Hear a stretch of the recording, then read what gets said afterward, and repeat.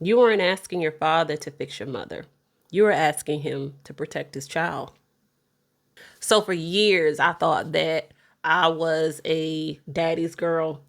And truth be told, that both my parents were actually toxic.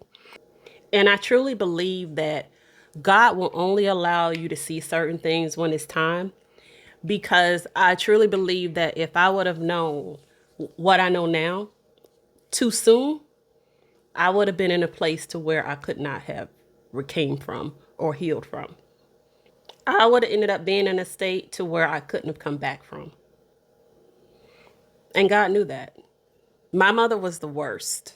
Neglect, abandon, sacrificed me to her husband. And here's the thing. A lot of times parents make mistakes when kids are small and even through teenage years. But normal parents tend to learn from their mistakes and try to make things better as the child gets older. That wasn't the case for me. Silence and doing nothing is a decision. Knowing and deciding not to act, that's neglect. Acting like you didn't know is a coward, and it's deceitful. And that's exactly who my father was. And it's not your fault that your father is a coward and lacked the ability to protect his child. One of the main things that a child needs from a father that cost him nothing is his protection. It's so vital how it shows up in your relationships when selecting your significant other. For years, I put the burden on the men that I dated for them to be my protector, not even realizing that the root cause was because my father failed to protect me as a child. No, I mean, deep down, maybe I knew, because when I was married, I used to make stories about, oh, my dad did this, or he would, and don't get me wrong, he wasn't, growing up, he wasn't a grotesque person like my mom, but the simple fact that I'm the only child and he was a police officer at the time, and knowing certain things, that I was in an unsafe environment and he chose to turn a blind eye, that just didn't sit right with me. And so I remember as I got older, I made excuses for him not showing up. And then in my marriages, I would, lie and make it seem like my dad was just this amazing person. And that was all a lie. It was a lie that I told myself and that I needed in that season of my life. As I got older, I made up stories in my head to portray him as the father that I wanted versus the trash can ass daddy that I came from. And some of you listening, this may not resonate with you. And I pray that it does not. That just means that my content is not for you. But there are people out there that can relate to what I went through and who are probably going through the same thing right now.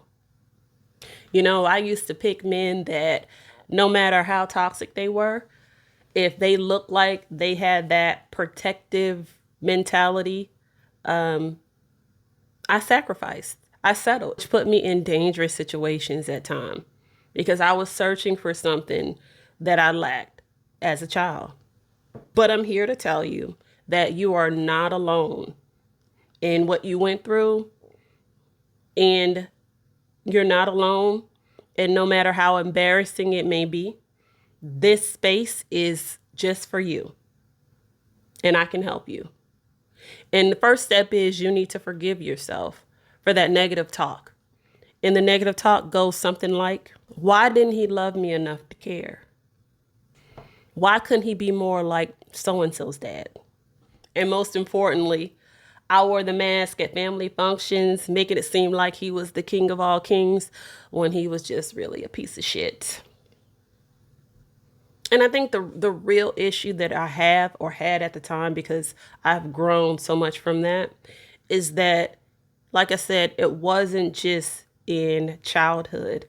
This behavior continued into adulthood, into my 40s. And I know I may sound like a broken record when I say that a lot of parents, we make mistakes, but normal parents grow to make amends with their adult children, apologize, and spend the remainder of their life making it up, being better, being accountable. And that's normal, because I'm not seeking, and never have I thought about perfection or wanted or thought of anyone or put that label on anyone to be perfect. But there is a fine line between wanting someone to be held accountable for their actions and treat you with respect and dignity. That's a must. And we need to start setting healthy boundaries with these parents. I know you guys are like, well, what did he do? What did he do? What didn't he do? So I'll share with you just one of the many. As I became an adult and I was trying to put distance between me and a toxic ass mother. And he took advantage of the relationship. And every time I set a healthy boundary, he would come in and blow that boundary out the water, not really thinking about how I felt, but it was more so how people would portray the family. It was more important for him to be able to report that his daughter and mother of his child had a close relationship, knowing how much she put me through. And that's unacceptable. And he is just as bad as she is. You see your daughter trying to instill healthy boundaries, and you come in and make her feel bad about the choices that she's making. Once I went through my healing journey and God allowed me to see that I didn't need anything outside of myself in order to heal. And when I went within and I started to connect with my inner power, and your inner power is whatever you want to call it, Jehovah, Allah, whatever you want to call it, because I'm more spiritual, I'm not religious.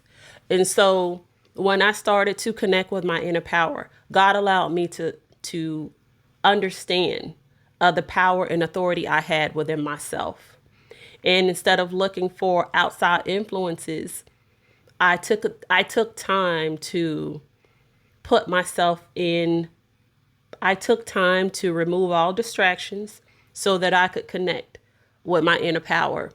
And so as I started to learn, as I started to study, and I started to grow mentally and emotionally, I was able to really see people for who they were. God strengthened me and empowered me because I took to self. I took to the inner power. And once I became whole, it was no problem to shake off these bottom feeder, low vibration takers disguised as givers out of my circle. And when you do that, it's not coming from a place of being bitter. It's coming from a place of being whole and healed. And I'll teach you how to do that too. If you enjoy this content, like, share, and subscribe. And if you have any questions, put them in the comments below. Your family trained you to accept disrespect, and I'm here to untrain you. Remember, I'm not for everybody, but I can be for you if you need me to.